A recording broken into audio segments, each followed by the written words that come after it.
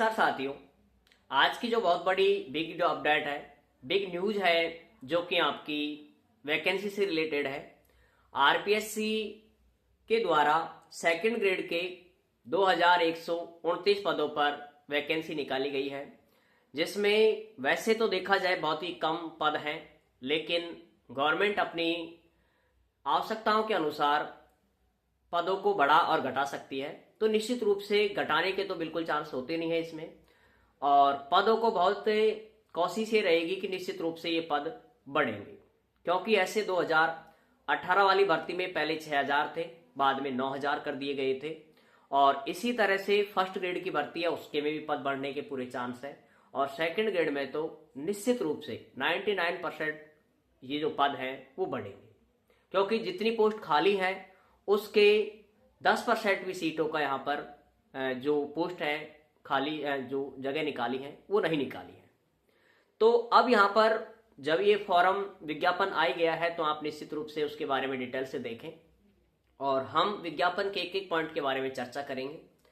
फिर भी यदि किसी साथी को कोई भी समस्या से रिलेटेड आपका क्वेश्चन है तो आप कमेंट्स करें, निश्चित रूप से आपको जवाब मिलेगा।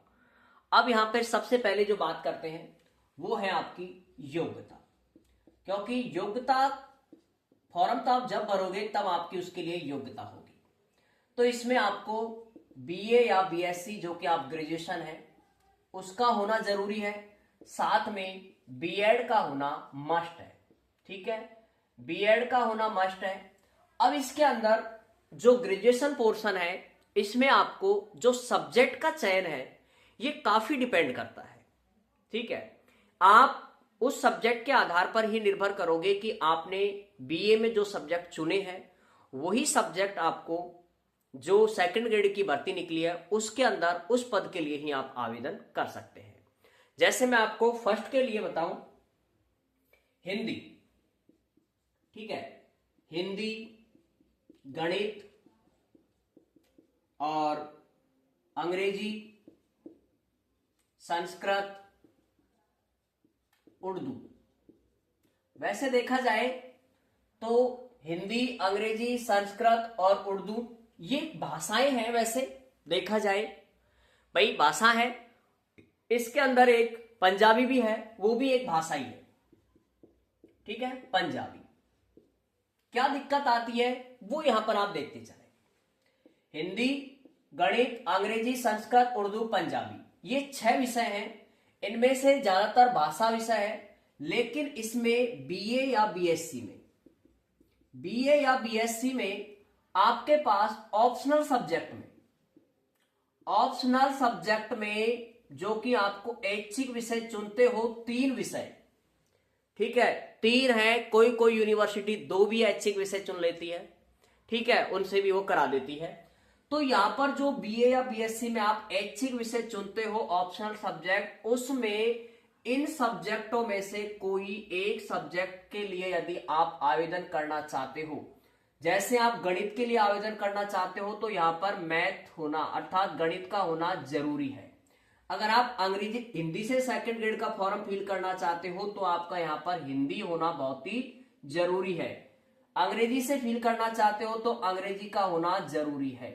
ध्यान रखें, कंपलसरी में तो होती ही है, कंपलसरी में तो हिंदी अंग्रेजी होती ही है। हिंदी और अंग्रेजी का इश्यू ज्यादा रहता है, इसलिए मैं इसको क्लियर कर देता हूं कि कंपलसरी सब्जेक्ट है उसमें आपको हिंदी या अंग्रेजी का होना जरूरी है। ये तो सबके लिए होता ही है, ये जरूरी नहीं है, लेकिन इनके साथ साथ में ये बहुत जरूरी है कि आपके ऑप्शनल सब्जेक्ट में क्या होना जरूरी है, हिंदी, अंग्रेजी, संस्कृत, उर्दू, पंजाबी, गणित। भाई गणित विषय से है तो गणित का। तो ये तो विषय किसके लिए है, जो इन विषयों के से सेकंड ग्रेड का फॉर्म फिल करना चाहता है वो आपको ये सारी विषय होना जरूरी है। ठीक है साथियों, अब आती है इसके बाद में विज्ञान विषय। ठीक है, अब विज्ञान के विषय के बारे में भी आपको देखें। यहां पर जो साइंस है, विज्ञान विषय के लिए अगर आपको सेकंड ग्रेड का आवेदन करना है तो आपको physics, chemistry, zoology, botany, microbiology, biotechnology और बायोकेमिस्ट्री, इन विषयों में से विषय ध्यान रखें आप, विज्ञापन में जो विषय दे रखी है मैं वही लिख रहा हूं यहां पर स्पष्ट। Physics, chemistry, zoology, botany, microbiology, biotechnology, biochemistry, इनमें से कोई 2 सब्जेक्ट, कोई 2 विषय आपके पास ऑप्शनल में होना जरूरी है। ऑप्शनल में होना मस्ट, ध्यान रखें।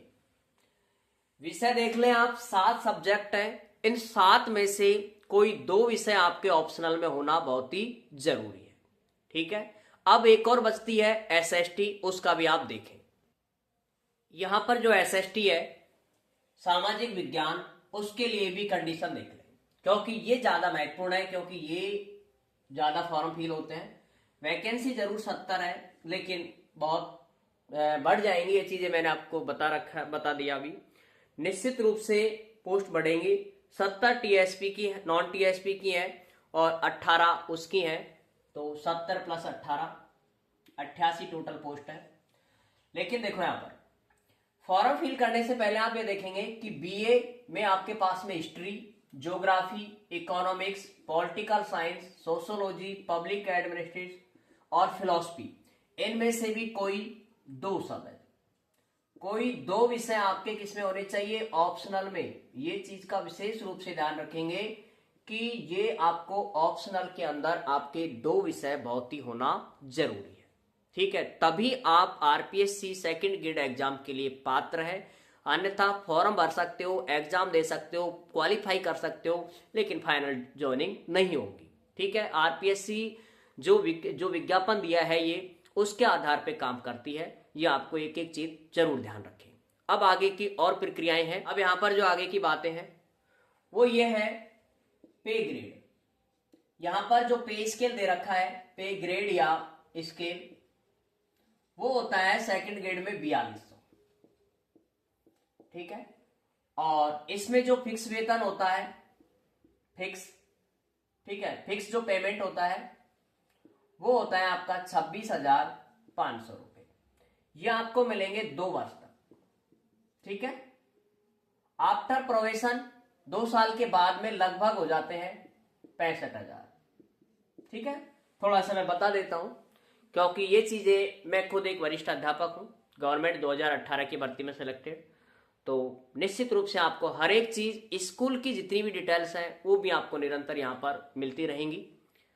अब यहां से देखें, इसके बाद आयु, ये भी काफी महत्वपूर्ण फैक्ट है, क्योंकि काफी साथी ओवर एज की स्थिति में आते हैं, इसलिए आयु में है एससी, एसटी, ओबीसी। अगर कोई मैन है तो उसके लिए जो छूट है वो 5 वर्ष की है। ठीक है, और एससी, एसटी, ओबीसी, अगर कोई वुमेन है, महिला है, तो उसके लिए जो छूट है वो है 10 वर्ष की। इसके अलावा जनरल या कह सकते हो ईडब्ल्यूएस, कोई महिला है, ठीक है, कोई वुमेन महिला है, तो उसके लिए जो छूट है वो कितनी है? 5 वर्ष की। अब ये छूट का मतलब क्या है यहां पर, इसको भी थोड़ा सा मैं क्लियर कर देता हूं। इसमें जो आपको एज देखा रखी है वो दिखा रखी है आपको 18 से 40 वर्ष। ठीक है, कि आप फॉर्म भरते समय 18 वर्ष से ज्यादा हो और 40 से कम होना जरूरी है, या 40 तक होने चाहिए। कब तक होने चाहिए? ये है 24/1/2025 तक। ठीक है, जो कि आपकी लास्ट डेट है फॉर्म भरने की 24/1/2025 तक आप 40 साल के होना अनिवार्य है, ओवर एज हो रहे हैं तो। अब इसके अंदर देखो आगे, अगर कोई साथी एससी, एसटी, ओबीसी का है, पुरुष वर्ग है तो 5 वर्ष की छूट है, महिला है तो 10 वर्ष की छूट है, जनरल ईडब्ल्यूएस है तो 5 वर्ष की है, और यदि कोई डिवोर्स महिला है या फिर विधवा महिला है, ठीक है, इसके लिए कोई सीमा नहीं है। मतलब ये जब तक उसकी एज है, जब तक उसके अंदर ये है कि भाई मैं फॉर्म फिल मैं तैयारी कर सकती हूं, तब तक वो एग्जाम दे सकती है। ठीक है, ये चीजें रहती हैं। अब ये तो है आयु वर्ग की छूटें जो कि आपको मैंने बताई। अब इसमें एक और है, फॉर्म भरने की डेट है, उसका भी यहां पर आप देख लें। फॉर्म आपको भरने हैं वो है यहां पर 26 दिसंबर से लेकर के 24 जनवरी तक। ठीक है, 26 दिसंबर से लेकर के 24 जनवरी 2025 तक। ध्यान रखें, डेट आगे बढ़े ना बढ़े, आपको एक निर्धारित जो तिथि दे रखी है उस तिथि तक आप आपके फॉर्म को फिल कर दें। अब यहां पर थोड़ा सा मैं कहूंगा क्या बातें ध्यान रखनी है फॉर्म फिल करते समय, क्योंकि समस्या आती है डीवी में। एक ध्यान रखना है, स्वयं के नेम का ये राइट होना चाहिए, स्पेलिंग मिस्टेक ना हो। फादर नेम, मदर नेम, और जो महत्वपूर्ण है वो है आपका डीओबी। एक है मेल फीमेल, ये गलती नहीं होनी चाहिए 1% भी। और इसके अलावा एक आपका जाति प्रमाण पत्र, इसके बारे में अभी चर्चा करेंगे थोड़ा। ये चीजें आपका सही होना जरूरी है। खुद का नाम, स्पेलिंग मिस्टेक नहीं होनी चाहिए। आप आधार कार्ड के बेस के आधार पे नहीं भरे फॉर्म, क्योंकि आधार कार्ड में संशोधन किया जा सकता है, मार्कशीट डिग्रियों में संशोधन करने में बहुत समय लगता है और एक में नहीं करानी पड़ती है। वो सभी डॉक्यूमेंट हैं 10वीं 12वीं, BA first year, second year, third year, BSc वाली, बीएड वाली, डिग्री, मार्कशीट, सभी में करेक्शन कराने में बहुत समय लगता है, इसलिए आप इनको छोड़ें। सिर्फ डिग्री के आधार पे जो आपकी मार्कशीट है, ठीक है, उसके आधार पे आप फॉर्म फिल करेंगे। ठीक है, ये बात मैं यहां पर कह रहा हूं, फॉर्म फिल करना है, इस चीज का ध्यान जरूर रखें। और मेल फीमेल का भी ध्यान रखेंगे आप, क्योंकि ऐसी गलती हो गई है और ये वजह से उसका सिलेक्शन कैटेगरी से बाहर कर दिया जाता है। तो मुख्य रूप से जो महत्वपूर्ण है वो आपका मेल फीमेल का भी रहता है। यहां पर अगर आप एससी या एसटी कैटेगरी के हैं और अपने गलती से ओबीसी या जनरल का फॉर्म फिल हो गया, तो आप समझ सकते हो आपका सिलेक्शन हो भी जाता है, लेकिन किस कैटेगरी से हो रहा है, आप जिस कैटेगरी में आ रहे हो, जैसे एसटी में आ रहे हो तो एसटी से हो रहा है और फॉर्म आपको गलती से जनरल का डल गया, तो बाद में आपका संशोधन नहीं होगा। ये चीज का विशेष रूप से ध्यान रखना है। ठीक है, तो महत्वपूर्ण पॉइंट है ये। इसके बाद जो आपका ओटीआर है, वन टाइम रजिस्ट्रेशन, वो आपने लगभग किया होगा ज्यादातर ने, क्योंकि फर्स्ट ग्रेड के भी फॉर्म फिल किए होंगे। अब इसमें कुछ प्रमाण पत्रों से रिलेटेड है जो कि आपको यहां पर डिटेल से मैं आपको बता रहा हूं, ये ज्यादा महत्वपूर्ण होते हैं फॉर्म भरने से पहले। देखें आप, सबसे महत्वपूर्ण और मोस्ट है जाति प्रमाण पत्र। ये चाहे विवाहित हो चाहे अविवाहित हो, ये किसके नाम का चलेगा, पिता के नाम का। ध्यान रखिए, चाहे शादी को हुए 1 साल 2 साल 5 साल 10 साल 20 साल कितने भी साल हुए हों, लेकिन जाति प्रमाण पत्र हमेशा पिता के नाम का ही वैलिड होगा। आरपीएससी इसके अभाव में आपका सिलेक्शन अवरुद्ध कर देती है, रोक देती है, और फिर आपको कोर्ट केस चक्कर करने पड़ते हैं। फिर वही कोर्ट केस में भी आपको पता है आरपीएससी की तरफ से जो वकील है वो आपको जो विज्ञापन है उसी के आधार पे करता है, और विज्ञापन में ये बात क्लियर लिखी हुई है कि जाति प्रमाण पत्र किसके नाम का होना चाहिए, पिता के नाम का, चाहे वो विवाहित हो चाहे वो अविवाहित हो, किसी के भी नाम का हो, महिला हो पुरुष हो, उससे भी प्रभाव नहीं पड़ता। यहां पर महिला या पुरुष, मैं यहां पर दोनों लिख रहा हूं, ठीक है, महिला या पुरुष दोनों के लिए है ये कंडीशन, विवाहित और अविवाहित, पिता के नाम का। मूल निवास भी ध्यान रखें, मैं तो आपको इसके लिए भी सलाह दूंगा, पिता के नाम का भी आप बनवा लें और पति के नाम का भी आप बनवा लें। ठीक है, अगर किसी को 20 साल 10 साल से भी ज्यादा हो गए, 15 साल से ज्यादा हो गए, 15 से 20 साल में, तो वो क्या करें, जो जाति प्रमाण ये मूल निवास है ये पति का नाम का भी चल सकता है। लेकिन देखो विज्ञापन में जो बात कही गई है, जो इसमें उसमें क्लियर इसका कहा गया है पिता के नाम का। ठीक है, लेकिन मैं यहां पर सलाह दूंगा कि जो विवाहित है वो दोनों का बनवाए, पिता का और पति का। अविवाहित है वो सिर्फ इसके नाम से बनता है, पिता के नाम का। ये कुछ डॉक्यूमेंट है जो आपको मस्ट है। एक होता है इनकम वाला, जिसको हम आय प्रमाण पत्र बोलते हैं। ठीक है, आय प्रमाण पत्र, जिनकी आय 2.5 लाख से कम है। ठीक है, जिनकी आय कितनी है, 2.5 लाख से कम, उनको ये बनवाना है। जिनकी आय 2.5 लाख से कम है उनको आय प्रमाण पत्र बनवाना होता है। ठीक है, इस चीज का आपको विशेष रूप से ध्यान रखना होगा। अब इसके बाद और कुछ डॉक्यूमेंट्स हैं जिनके बारे में मैं आपको डिटेल से बता रहा हूं यहां पर। अब फिर भी कोई डाउट है तो आप कमेंट्स जरूर करें। देखो ये सभी डॉक्यूमेंट हैं जो कि आपको जरूरी है। 10th 12th बीए या बीएससी, बीएड, इनकी डिग्री और मार्कशीट। मैं यहां पर सीधा लिख रहा हूं डिग्री प्लस मार्कशीट, यहां शॉर्ट लिख रहा हूं, बाकी डिटेल से मेरी काफी सारी वीडियोज हैं तो आपको नजर आ जाएगा कि 2022 वाली भर्ती का डीवी की जो प्रक्रिया है वो बहुत सारी काफी हद तक मैंने करवाई है। कहीं भी किसी भी साथी को डीवी में दिक्कत नहीं आई है, और ये तो मैं उस समय बता रहा हूं जब आपको फॉर्म फिल कर रहे हैं, तो आगे की कोई संभावना ही नहीं होती है जो आपको समस्या आएगी। ये के साथ साथ में अब आपको इनमें आपको देखो कोई नाम में मिस्टेक ना हो, इस चीज का विशेष ध्यान रखें, कोई नाम में मिस्टेक ना होनी चाहिए। अगर मिस्टेक है तो आप क्या करेंगे, अभी सुधार करवा लें, ये चीज का ध्यान रखेंगे। अभी आप सुधार करवा लेंगे, फॉर्म भरने के बाद सुधार करवा लें।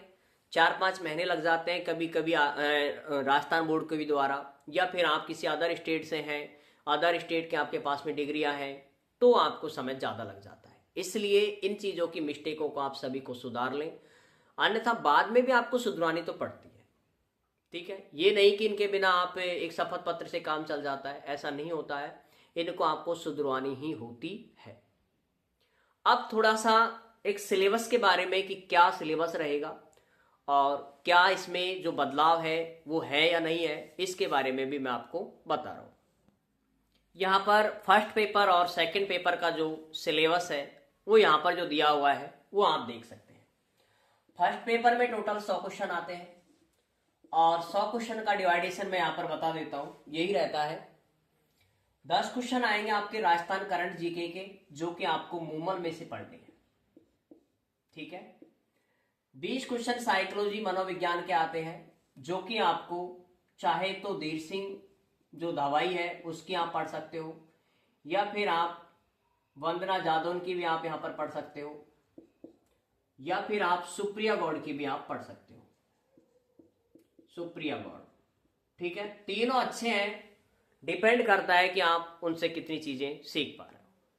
ठीक है, वैसे धीर सिंह दवाई की है, उसकी लैंग्वेज थोड़ी सी आपको हार्ड लग सकती है। जो वंदना जादौन है, इसकी जो लैंग्वेज है साइकोलॉजी की वो थोड़ी सी इतनी इजी है कि उसको आप अच्छे से समझ सकें। मैं आपको दोनों बुकों की सलाह दूंगा कि 2 बुक आप रखें, क्योंकि बेसिक तैयार करने के लिए आप वंदना जादौन की बुक पढ़ें, और डी पढ़ने के लिए आप धीर सिंह दिभाई या सुप्रिया गौड़ की पढ़ेंगे। इसके अलावा भारत की जीके या राजस्थान की जीके के लिए आजकल नई जो प्रकाशन आ रहा है, श्रीनाथ पब्लिकेशन, जो को आपके मार्केट में मिल जाएगी, श्रीनाथ पब्लिकेशन। ठीक है, अच्छे से आप इन बुकों को देखें तो निश्चित रूप से बढ़िया मिलेगी, और किसी भी कोचिंग को भी आप ज्वाइन कर सकते हैं ताकि आपका समय पर कोर्स हो सके।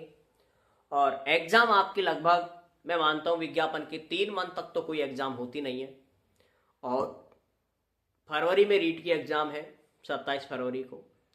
इसके अलावा जो बोर्ड की एग्जामें हो जाती हैं, जिसके अंदर वहां पर भी टीचर व्यस्त रहते हैं अप्रैल तक, और मई में कॉलेजों की एग्जाम चलती रहती हैं तो उसमें भी थोड़ा सा व्यस्तता रहती है। तो या तो जून लास्ट के समय हो जाएगी या फिर अगस्त में भी जा सकती है। ठीक है, लेकिन ये कहूँगा कि 4-5 महीने तक आपको समय है, जब तक आप अच्छे से प्रिपेयर कर लें और अपने टारगेट को पाएं। ये चीजें, इसके बाद आप किसी भी कोचिंग संस्था से प्रैक्टिस सेट जरूर करें। ठीक है, प्रैक्टिस पेपर आप जरूर लेंगे, क्योंकि इसके बिना नहीं तो देखो प्रैक्टिस टेस्ट जरूर देंगे, ताकि आपको एक अनुभव भी लग जाए और ये पता लग जाए कि किस तरह का पेपर आया, कितने आपके अटेम्प्ट हो रहे हैं। टाइमिंग भी आपको लग जाता है पता। वैसे तो टाइमिंग का एक मैथ के अलावा और किसी विषय में इतना होता नहीं है, विज्ञान में भी होता है थोड़ा बहुत।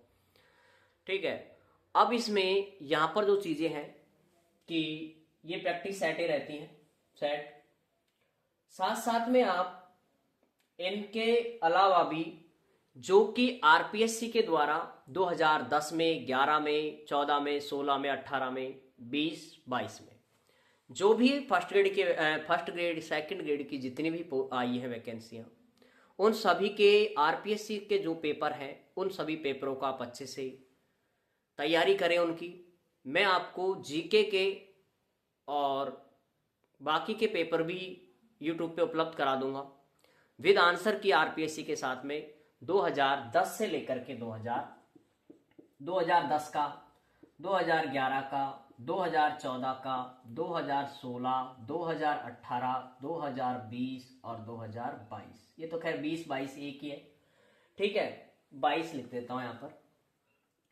जी, क्योंकि यहां कोरोना काल था उस समय, तो भर्तियां वैकेंसी निकलने में काफी समय लग गया था। तो ये जो 6 साल के हैं, 6 साल के आपको फर्स्ट ग्रेड के और सेकंड ग्रेड के जितने भी जीके के पेपर आए हैं उन सभी को आपको अच्छे से देखना है, क्योंकि आरपीएससी का एक हमेशा नियम रहा है, आरपीएससी इतने ज्यादा बाहर से नहीं देती है प्रश्नों को, वो हमेशा रिपीटेड प्रश्नों को देती है। और साथ साथ में जो चीजें हैं कि जीके है, आप जितनी प्रैक्टिस करोगे इसी के अंदर आपको साइकोलॉजी के, ठीक है, जो आप मनोविज्ञान के 20 क्वेश्चन आएंगे, ये आपको 10 में सभी प्रश्नों को आप पढ़ेंगे तो लगभग बहुत सारे प्रश्न हो जाते हैं। इसमें भी सेक्शन वाइज होते हैं, एबीसी पार्टों में डिवाइडेशन होता है इनका, ठीक है भाई, एग्जाम का जो रहता है। और इस वजह से जो रहता है कि A group, B group, C group, तो बहुत सारे पेपर बन जाते हैं इसके। तो आपको साइकोलॉजी के 20-20 क्वेश्चन भी आप देखें तो बहुत सारे प्रश्नों का आपको कम से कम 700-800 प्रश्नों का आपको संग्रहण मिल जाता है, जो कि आरपीएससी ने जो कि एग्जामों में पूछे गए हैं। तो निश्चित रूप से आप उन प्रश्नों से काफी चीजें सीखने को मिलेंगी। मेरा जो अनुभव रहा था मैक्सिमम, वो एक तो पुराने पेपरों के बेसिक आधार पे देखता है कि वो किस तरह के पेपर आए थे और कौन से टॉपिक से प्रश्न आते हैं, ये भी डिपेंड करता है, ठीक है। तो आप एक तो 2022 का पेपर को देखेंगे अच्छे से, क्योंकि ये पेपर ऐसा है तो बिल्कुल थोड़ा सा भिन्न था। और उसके साथ साथ में ये पेपर देखने के साथ में आप जो पुराने पेपर हैं उनको भी आप अच्छे से पढ़ेंगे। मैं इन पेपरों की आपको कंप्लीटली एक एक वीडियोज के माध्यम से कंप्लीट आपको मिल जाएगी विद आंसर की के साथ में। अब ये चीजें हैं सिलेबस के डिस्कस। 20 क्वेश्चन शिक्षण विधि के हैं, जो कि आपके संबंधित विषय की है। गणित है तो गणित की आएगी, साइंस है तो साइंस, हिंदी है तो हिंदी। 130 प्रश्न है जो कि आपके सब्जेक्ट के आएंगे, और सब्जेक्ट को आपको सिलेबस है जो पुराना है वही सिलेबस रहेगा। कोई थोड़ा माइनर कोई चेंज हो जाए तो अलग बात है, बाकी ऐसा विज्ञापन में कोई चेंजिंग का नहीं दे रखा है। इन दोनों पेपरों में आपको 40% अंक का आना जरूरी है, ठीक है। 40% अंक आपके आना बहुत ही जरूरी है, आप अगर एग्जाम आरपीएससी क्वालिफाई करना चाहते हैं। अन्य विषयों में बिल्कुल भी समस्या नहीं आती है, एक साइंस में और एक मैथ में रहता है। ध्यान रखें, जिससे भी कैटेगरी की सीटें खाली रहती हैं उसको बैकलॉग में कौन सी सीटें डाली जाती हैं, और जो सीटें खाली रह जाती हैं और उस कैटेगरी का कोई बंदा नहीं मिलता है तो वो सीटें बैकलॉग में डाली जाती हैं, जो कि अगली भर्ती में शामिल की जाती हैं।